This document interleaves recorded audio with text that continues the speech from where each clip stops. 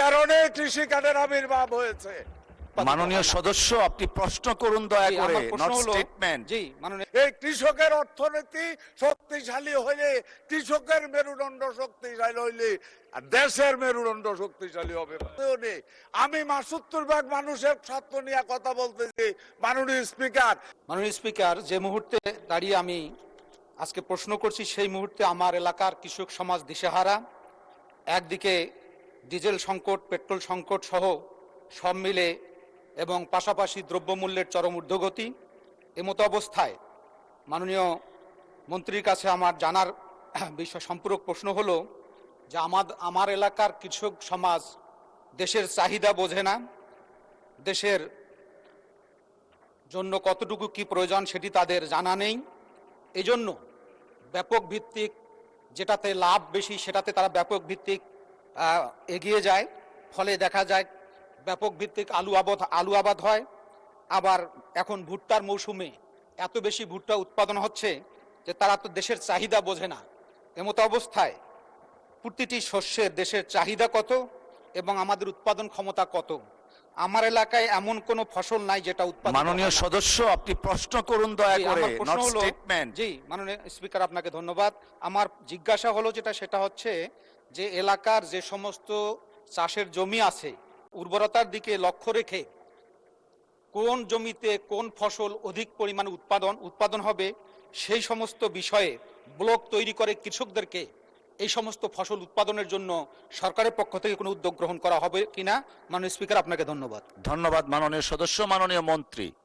ধন্যবাদ মাননীয় স্পিকার। আবারও ধন্যবাদ জানাচ্ছি মাননীয় সংসদ সদস্যকে। একটা জিনিস মাননীয় স্পিকার খুব ভালো লাগছে, এই সংসদে সত্যিকারে গণতন্ত্র মজা পাইতেছি।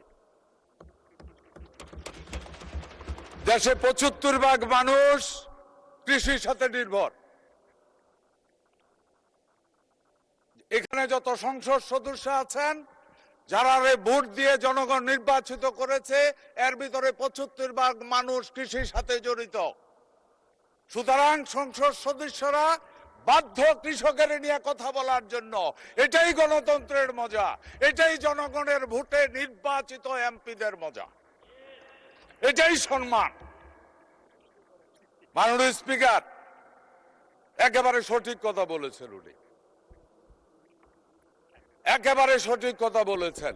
কৃষক জানে না কতটুকু উৎপাদন করতে হবে, কৃষক জানে না বাজারের সাইজ কি, কৃষক জানে না কি দামে বিক্রি করতে পারবে। এই জন্যই শুরু হয়েছে মাননীয় স্পিকার কৃষি কার্ড। এ কারণে কৃষি কার্ডের আবির্ভাব হয়েছে। এই কৃষি কার্ড এমন এক কার্ড, এই কার্ডের ভিতরে মাননীয় সংসদ সদস্য, মাননীয় স্পিকার আপনার মাধ্যমে আমি মাননীয় সংসদ সদস্যকে জানাতে চাই, এই কার্ডের মাধ্যমে এই কার্ডের সব ডাটা থাকবে। এই কার্ডের মাধ্যমে রেকর্ড থাকবে যে এই কৃষক তার কতটুকু জমি আছে। 5টা শ্রেণীতে কৃষি কার্ডের রেকর্ড করা হচ্ছে, বড় কৃষক থেকে প্রান্তিক কৃষক পর্যন্ত। সুতরাং আমরা বলতে পারবো, এখানে কয়েকটা প্রশ্ন উনি করেছে, চাষের জমি, আমি জানি না আমার জমিতে কি হবে, আমি জানি না আমি কি ফলাবো, ঠিক দামে বিক্রি করতে পারবো কিনা। এখানেই প্রয়োজন কৃষক কার্ডের। কারণ কৃষক কার্ড জানবে যে কত লোক কৃষিতে পটেটো ফলাবে, কত লোক ভুট্টা ফলাবে, কত লোক অন্য ফসল ফলাবে, মার্কেটের চাহিদা কি। ওই অনুযায়ী কার্ড অনুযায়ী এক সময় এসে এই কৃষকের বলবে আপনার জমি এতটুকু।